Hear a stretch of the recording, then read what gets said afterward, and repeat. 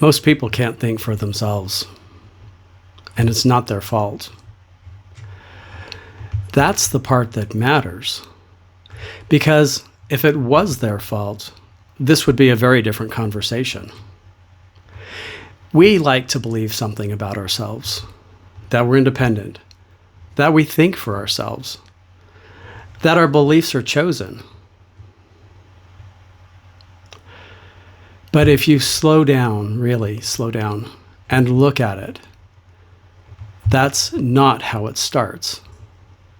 And more importantly, that's how it develops.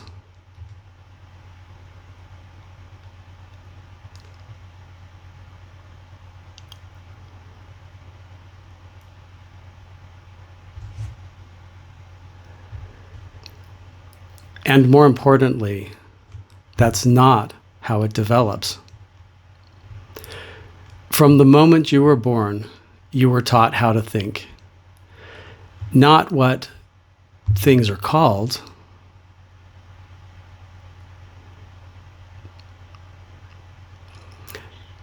not just what things are called, but what they mean. What's good? What's bad? What's right? What's not right? What's really just wrong? And you absorb it, not carefully, not critically. You just absorb it automatically because you have to.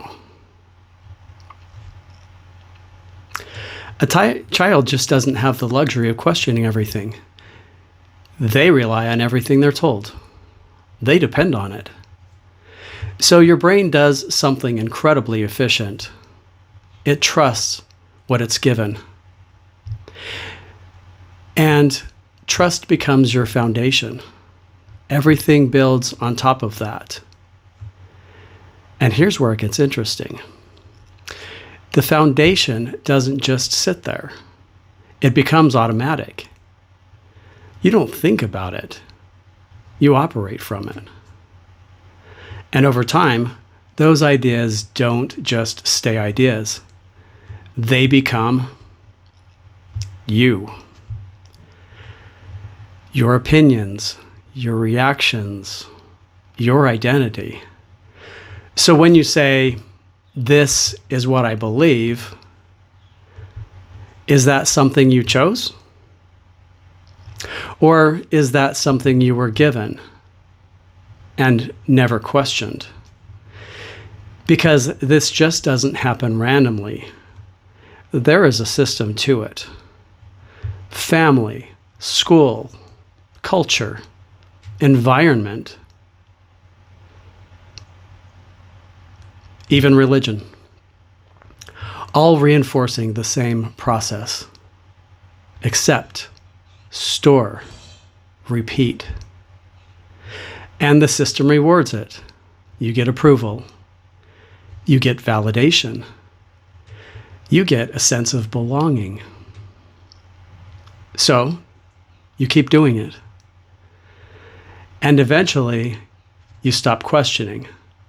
Not because you can't, but because you were never shown how. Think about that. What to think, what to believe, how to respond, but not how to examine it. So now you move through life defending ideas you didn't create, believing things you've never tested, and calling it yourself. And that's the real limitation. Not intelligence, not ability, but an unconscious agreement. The moment you start questioning that, everything begins to change. If you're starting to see this, you're not alone.